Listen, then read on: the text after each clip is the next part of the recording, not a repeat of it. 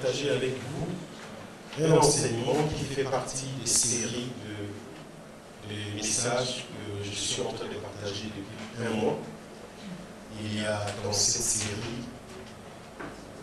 comment vaincre l'amertume, comment être guéri de l'amertume, comment vaincre l'humiliation.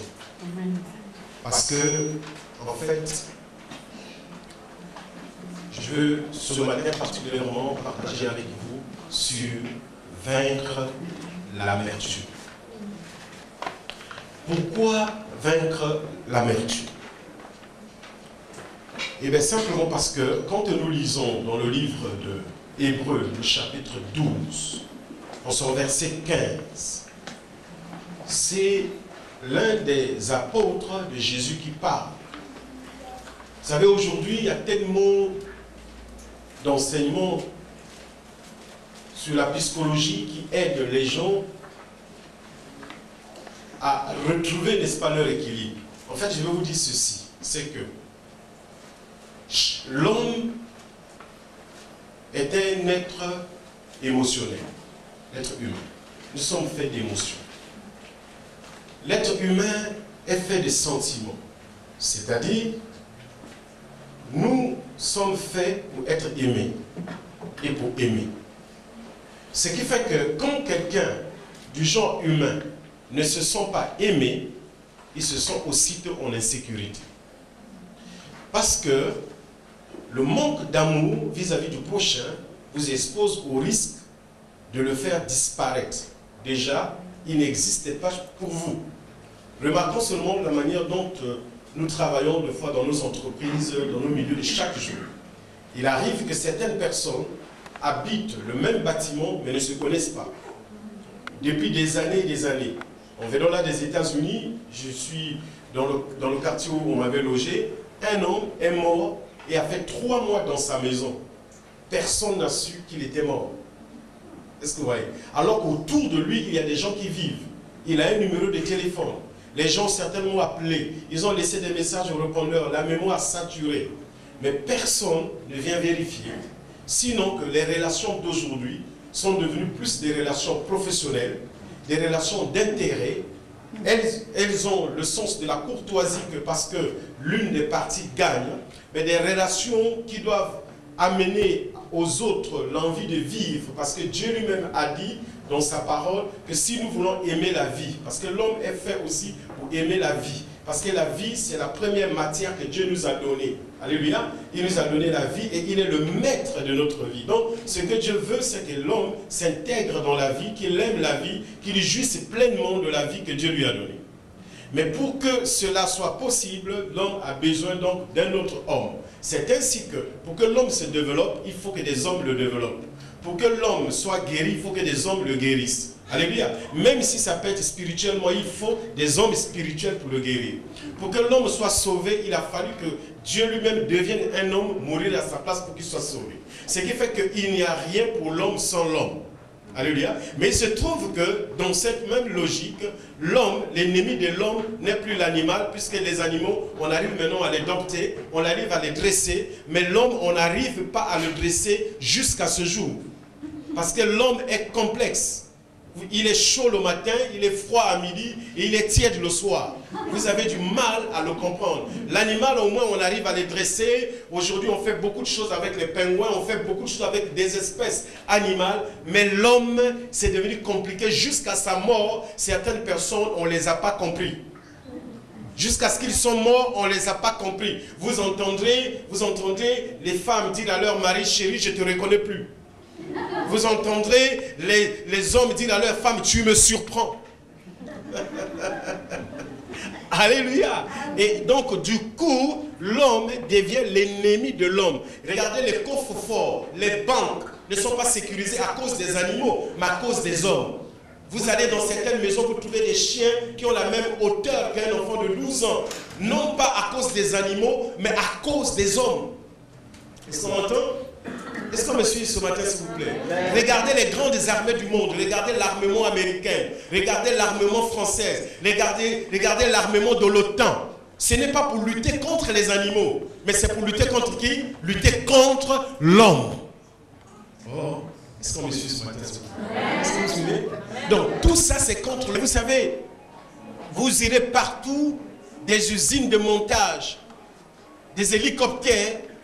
J'étais en train de suivre un documentaire, je crois, avant-hier, sur l'un des plus grands, n'est-ce pas, sous-marins construits par les deux grandes sociétés sous-marines américaines qui étaient en fait des concurrents, mais ils sont arrivés à tomber d'accord pour construire un grand sous-marin. Ils l'ont construit. Pourquoi? Pour l'homme. Donc tout ce qui concerne la défense, tout ce qui concerne la sécurité est fait contre ou pour l'homme. Donc la menace, ce n'est pas l'animal. De toute façon, la plupart des animaux, les espèces sont en train de disparaître à cause de l'homme. L'environnement est en train d'être détruit à cause de l'homme. L'écosystème est en train d'être perturbé à cause de l'homme. Quand l'homme, vous trouvez des structures, des pays qui refusent même de signer les accords concernant la protection de l'environnement. Est-ce que vous voyez?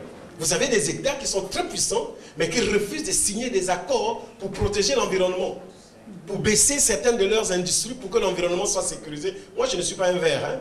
Je suis un homme de la parole. On est d'accord? Je suis un homme simplement de la parole. Amen. Je suis simplement dans la parole. Je vais simplement vous donner une image pour dire que même lorsque les populations sont menacées, ils se fichent parce que ce qu'ils veulent, c'est avoir beaucoup d'argent. Et en parlant de l'amertume, je vous ai cité toutes ces choses, c'est pour voir un peu d'où est-ce que l'amertume peut venir. Voyez-vous? Hébreux 12, 15 dit ceci. Veillez à ce que nul ne se prive de la grâce de Dieu. C'est adressé à qui, s'il vous plaît? C'est adressé aux lions, aux girafes? C'est adressé aux panthères? Ou bien, je ne sais pas, aux aiglons? Ou bien, l'oiseau, là, comment on l'appelle? Aux colombes? Non.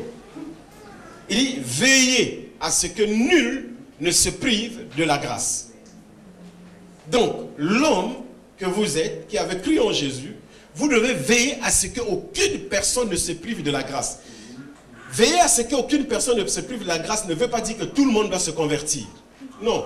Mais c'est simplement être disposé à dire à l'autre, voici les opportunités qui se présentent à toi pour que tu jouisses de la vie. Alléluia. Vous l'avez quand même informé. Il y a eu un groupe de gens qui sont allés évangéliser quelque part. Ils ont trouvé une personne. C'était une autorité assez importante. Ils ont dit, bon, monsieur, nous sommes venus vous parler de Jésus. Est-ce que vous connaissez Jésus? Il dit, bon, je vous remercie beaucoup, mais j'ai déjà pris une décision. C'est qu'on ne vienne plus me parler de ce monsieur-là. Ouais. Il a pris une décision au moins dans sa vie. Cependant, on lui a informé. Ceux qui étaient autour de lui ont veillé à ce qu'il ne soit pas privé de la grâce. Et il n'y a pas que les gens ne soient pas privés de la grâce, mais il ajoute en plus à ce qu'aucune racine d'amertume, poussant des rejetants, ne produise du trouble et que plusieurs n'en soient infectés. Suivez le cheminement de ce texte. Veillez à ce que aucune racine d'amertume, cette racine ne pousse pas des rejetants et que ne produise du trouble. Parce que, écoutez, vous trouvez des gens qui reproduisent aujourd'hui des comportements extraordinaires. Au départ, ce n'était que un petit découragement, une petite blessure qui n'a pas été soignée. Alléluia. C'était juste un petit incident psychologique, moral. Il a été choqué dans son cœur. Il n'a pas été guéri. Cela a poussé. Puisque c'est une racine, on n'a pas déraciné, ça a donné des rejetants. Ok? Plusieurs ouvertures et cette personne va réagir à la moindre incident. Vous savez quoi? En psychologie, il est dit ceci. Quand quelqu'un se pose une question, il faut qu'on lui donne la réponse. Et si vous ne lui donnez pas la réponse, lui-même va fabriquer sa propre réponse. Et c'est là où ça devient dangereux. Donc pendant que la personne se pose une question sur sa vie, sur l'homme, sur l'environnement, sur les gens avec qui cohabitent. Parce que vous savez, aujourd'hui, je suis en train de dire à la sœur dans la voiture, aujourd'hui, c'est si facile de devenir ingrat. Alors que c'est la première des choses qu'il faut avoir. C'est si facile de devenir ingrat. Quelqu'un vous a fait du bien et vous le remerciez par la monnaie du singe. Bien qu'on ne connaît pas la banque qui garde cette monnaie du singe. Mais chacun a comme cette banque chez lui. De mal remercier les autres. On ne sait pas être reconnaissant. On t'a pris dans une entreprise. Quelqu'un a été un canal par lequel tu es rentré dans l'entreprise. Tu t'es fait des relations et c'est toi qui tues et écrases encore celui qui t'a introduit dans le système. Oublions que c'est grâce à lui que j'ai été engagé dans l'entreprise. On a vu des cas. On a vu des gens qui traînaient dans la rue, qui étaient sans avenir. Quelqu'un d'autre a eu pitié d'eux, l'a mis dans son entreprise. Une fois arrivé là, il a transpiré avec ses adversaires, il a fait couler l'entreprise et il s'est fait propriétaire. On escroque, on roule, on fait des coups aux autres. On souhaite même que d'autres meurent pour les biens de ce monde que nous avons tous trouvé sur cette terre. Mais nous voulons priver les autres de la vie. Si tout le monde meurt, toi tu vis sur la paradis. Tu vas faire quoi? Tu vas dans le métro, c'est les anges qui te conduisent. Tu vas à la tour Eiffel, c'est un oiseau qui te fait monter sur les rails. Ok? Dans tous les magasins, tu vas chez Darty, il n'y a personne pour te servir, ce sont les caméléons qui te transportent les réfrigérateurs. Et puis te voilà l'homme seul dans ce pari, toutes les banques sont pour toi, tout l'argent pour toi, toutes les belles voitures c'est pour toi. Est-ce que tu auras envie de vivre? Tu vas te suicider parce qu'il n'y a pas de vie sans les autres. Dis à ton voisin, il n'y a pas de vie sans toi.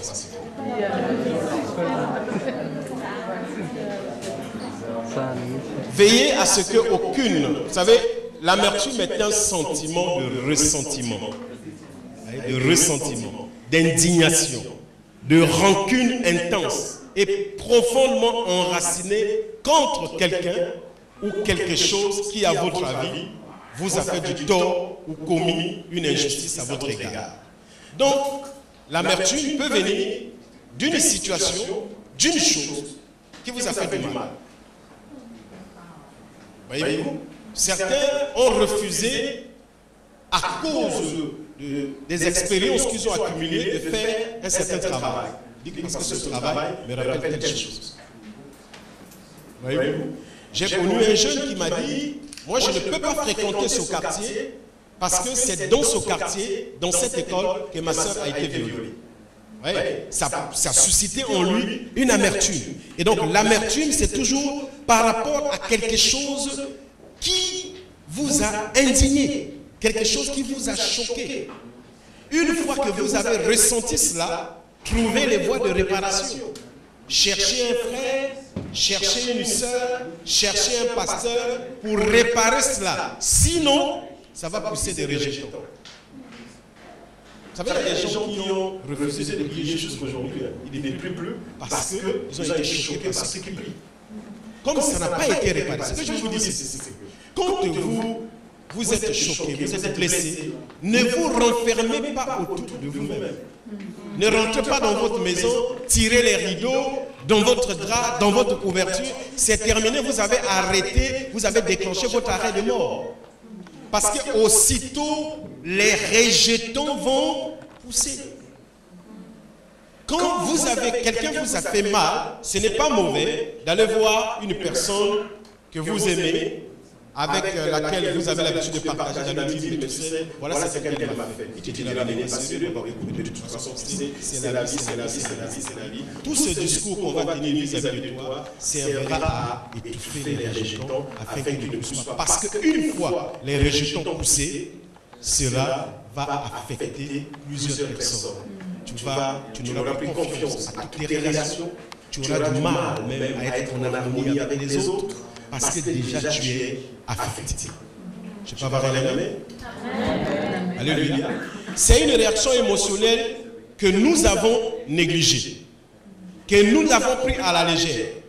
Vous savez, dès lors que quelque chose t'a fait mal, ça ne suffit pas de dire, bon, je vais dormir. Non, non, non. Traite ça. Alléluia. Traite cela. Traite cela. Commençons à pardonner. Commençons par confesser. Vous savez, quand quelque chose vous fait mal, elle vous fait bien pécher. Parce que vous commencez à avoir des mauvaises intentions contre la personne, n'est-ce pas? Vous commencez à vouloir lui faire du mal. Et Vous savez, ça peut vous amener à la colère, ça peut vous amener au mépris, ça peut vous amener au manque de pardon. Vous entendez des gens qui vous diront, je peux tout pardonner sauf ça. Il est déjà blessé. Je peux tout pardonner sauf ça. Mais tout pardonner sauf encore la bien faire quoi. Alléluia. Je peux tout pardonner. Arrête-toi là. Tu peux tout pardonner. Dis, je peux tout pardonner. Vous savez, nous pouvons être choqués parce que nous avons été humiliés. Nous avons été offensés.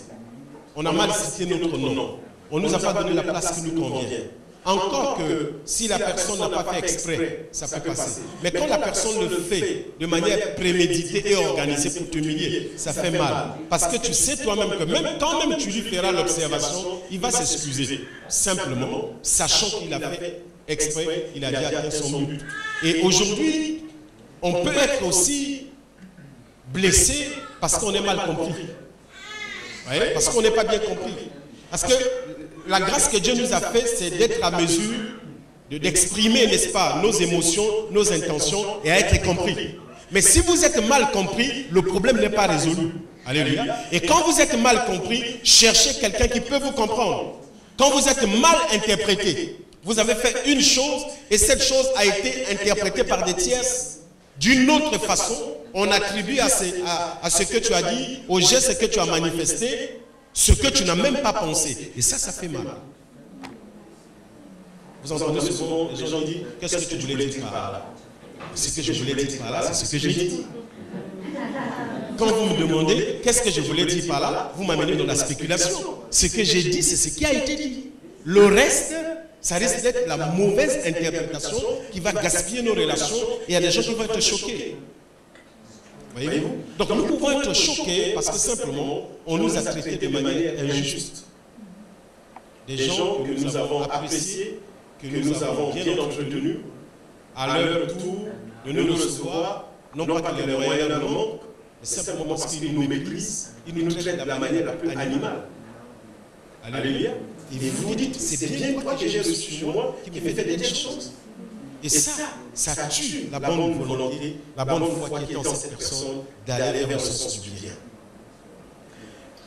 Quand on nous fait du mal, quand on viole nos droits, vous savez, nous sommes sortis d'un pays en guerre, il y a eu la guerre chez nous entre-temps, mais vous avez trouvé, j'ai rencontré un jeune, après la guerre, qui m'a dit, j'ai perdu le même jour, à la même minute, mon père, ma mère, tous mes frères et toutes mes sœurs.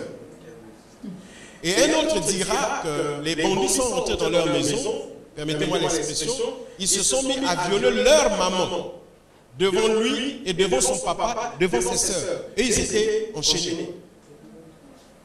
Ensuite, on a tué tout le monde, on l'a laissé tout seul. Il est resté avec cette image de sa maman en train d'être traumatisé. Ce jeune, il n'y a que Christ qui peut enlever cette image en lui, qu'il apprenne à aimer tout le monde. Sinon, il n'aura que du mépris de certaines personnes en uniforme. Alléluia. Alléluia. Donc, vous savez, c'est quoi? Quelqu'un vous a blessé, quelqu'un vous a fait mal, vous ne voulez pas le pardonner. Le moment de pardon va mûrir. Vous savez, ça va mûrir. Et quand ça va mûrir, vous-même, ça vous laisse, ça ne vous épargne pas.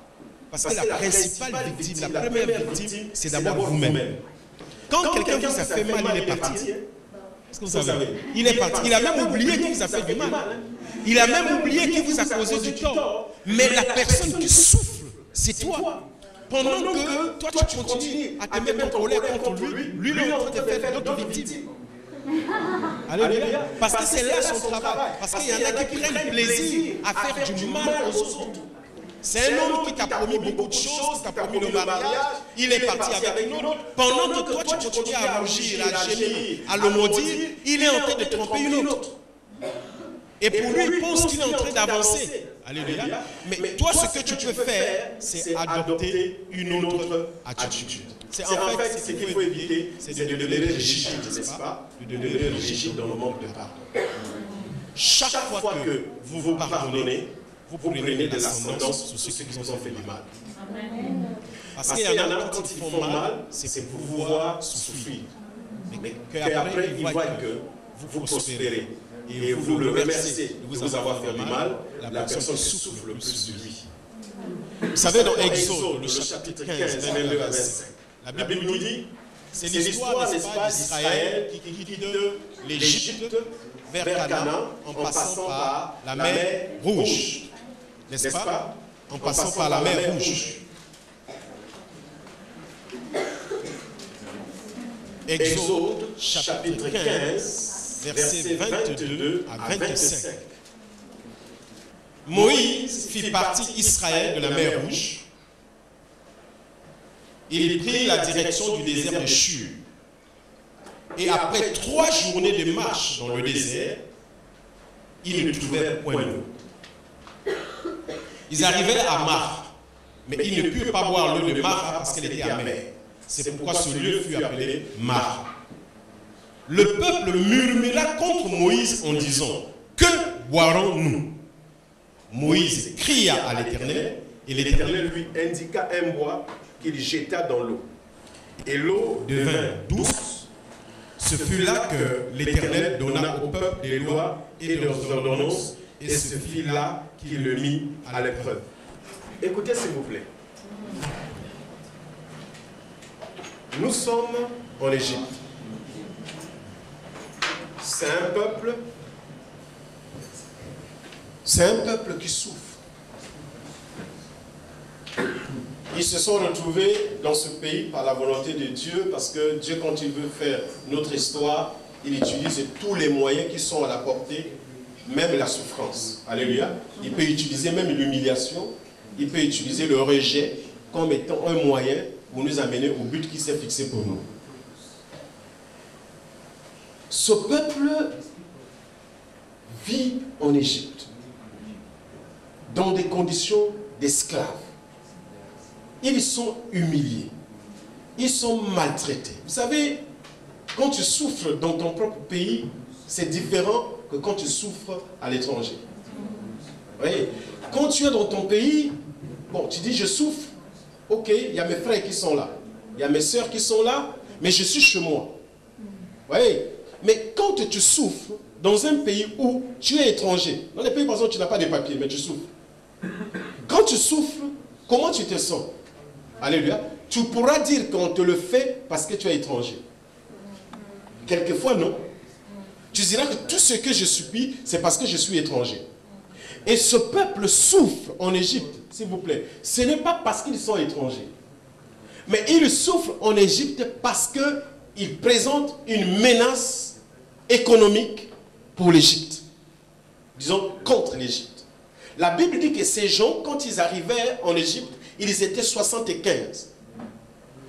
Ils ont gagné la confiance du Pharaon à cause des bonnes relations et des bonnes prestations de leur frère qui est là-bas, Premier ministre, Joseph. Un site leur est donné. Il dit, bon, installez-vous là-bas et puis développez-vous. Au départ, c'est rien. Vous voyez, on dit, bon, d'accord, installez-vous là, développez-vous. Et voilà que ce peuple se rend compte que, en fait, le territoire qu'on leur a donné, c'est un territoire où il n'y a pas d'or, il n'y a pas de minerais, il n'y a pas de pétrole. Vous me suivez? On leur a donné un territoire banal. Mais arrivé dans ce territoire, il y a eu un potentiel qui s'est exprimé en eux. Là où il n'y avait pas le pétrole, il n'y avait pas d'or, ils ont suscité un autre pétrole, un genre de pétrole, l'élevage. Ils se sont mis à élever des bœufs, des animaux, à faire certains travaux au point où ils ont commencé à avoir beaucoup d'argent. Ils se sont organisés entre eux et les autres se sont dit, si nous continuons à les regarder comme ça, ils vont devenir plus que nous. Vous savez, ils vont faire quoi? Ils vont rentrer dans la ville, ils vont racheter nos appartements, ils vont racheter les magasins, ils vont racheter les industries et nous-mêmes, on n'aura plus rien. Est-ce qu'on me suit ce matin? Amen. Alléluia. Alors, ils se sont dit, pour les empêcher, réduisons-les en esclavage. Alors, en fait, c'est quoi? C'est un système. Donc, c'est tellement qu'il y a eu des députés qui sont allés au Parlement et puis ils ont voté des lois. Ils ont dit, bon, à partir d'aujourd'hui, pour tous ceux qui habitent tel périmètre, vous devez faire ceci. Pour faire tel travail en ville, vous devez obtenir tel papier. Mais en fait, de papier en papier, vous devenez esclave. Alléluia. De papier en papier, vous rentrez dans un couloir. En fait, ce n'est pas en un jour comme ça qu'on est venu leur dire, écoutez, messieurs les Hébreux, à partir d'aujourd'hui, vous êtes des esclaves. Non. C'est au fur et à mesure. Des accords, des lois, des décrets sont signés. Ils sentent leurs opportunités se renfermer autour d'eux. L'étau s'est serré contre eux et puis ils se voient tout d'un coup esclaves. L'unique activité qui leur reste, c'est construire des grandes maisons d'Égypte. Alléluia. Et il y a eu peut-être des PDG, on a eu peut-être à faire rentrer dans leur milieu des virus qui ont attaqué leurs animaux, qui ne produisaient plus. Et puis on leur a dit, écoutez, en entendant qu'on puisse éradiquer la maladie, vous pouvez aller dans les entreprises de construction. Ouais, on peut vous donner un contrat de 6 mois. La personne travaille 6 mois et puis après on signe autre une année et puis le contrat l'amène dans un système où il ne peut pas poursuivre le patron pour toutes les injustices qu'il lui fait commettre. Alléluia. Pour tout ce qu'il subit, il n'a pas de voie de recours. Et voilà comme ça, petit à petit, ils se sont retrouvés esclaves. Je vous dis, j'ai vu une dame mariée de la manière la plus honeureuse par son époux. Ils se sont mariés avec beaucoup d'éclat. Plus tard, cet homme l'a mené ici en France. C'est extraordinaire. Ils ont pris des vacances ça et là. Et puis petit à petit, le monsieur a commencé à serrer les taux. Il a mis dans sa maison les 10 commandements de la famille Tan. S'il s'appelle Zabatou comme moi, il a écrit les 10 commandements de la famille Zabatou. Premièrement, il a interdit à madame de la maison de répondre au téléphone en l'absence du chef. Deuxièmement, il a interdit à madame de la maison de faire des courses seule. Troisièmement, il a interdit à madame de la maison de recevoir des tierces sans en aviser le chef de la maison. Vous voyez, petit à petit, elle acceptait ces choses au point où elle était obligée d'observer tous les 10 commandements jusqu'à ce qu'en fait, elle ne pouvait plus rien faire sans l'accord de ce monsieur. Qui l'a réduit en fait en esclave. Alors qu'il y avait des associations ça et là où elle pouvait aller se plaindre pour qu'on puisse l'aider. Mais elle s'est dit, si je vais me plaindre, je vais le perdre. Et au nom de l'amour, elle a supporté. C'est une bonne chose. Alors dans ce cas, souffre, supporte jusqu'à mourir. Alléluia. Parce qu'il y a des choses, à mon avis, qu'il ne faut pas supporter. Même si tu ne peux pas aller te plaindre parce que tu ne veux pas gaspiller ta relation, mais va au moins dire à un serviteur de Dieu. Va au moins dire à un frère en Christ qui pourra peut-être ramener le frère à l'ordre, mais ne garde pas ça pour toi seul. Cette dame a gardé pour elle-même. Elle a failli perdre sa vie jusqu'à ce qu'elle est allée, heureusement pour elle, rencontrer un pasteur. Et ce pasteur est venu parler au monsieur, dire il faut que tu arrêtes parce que ce que tu fais est inhumain.